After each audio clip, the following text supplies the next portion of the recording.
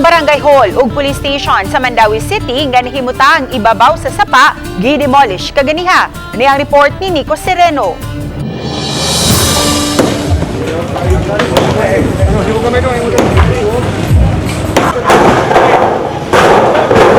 Gipangunayan sa Hudo Demolition Team ang pagpangguba kaganiha sa karaang istruktura nga kaniadto Barangay Hall sa Upaw. Ang maong edipisyo nagpatong gyud mismo sa sapa. Gigamit sab kini kaniadto nga Police Station 5 apan nabalhin na sa laing lugar. Katapusang nagamit ang building isip isolation facility ni atong panahon sa pandemya. Atong gipakita sa mga ubang nga among gidemolish nga naa sa danger zone area nga nasa mga sapasad nga dili lang kay sila regiguba kundi hastasan ang barangay hall din nga nasa danger zone area.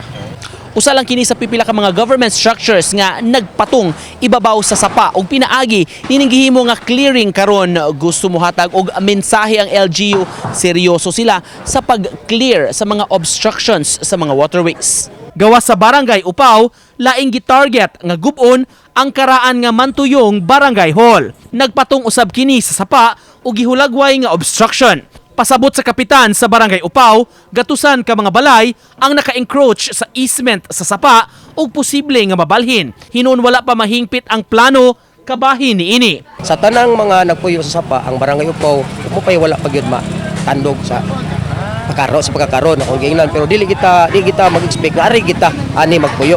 Kay dili sad gusto ang ato ang barangay ug atong syudad nga isugal sa inyong mga tasatag sa mga kinabuhi. Uban ni Godfrey Relien, Nico Sereno, Balitang Bisdak.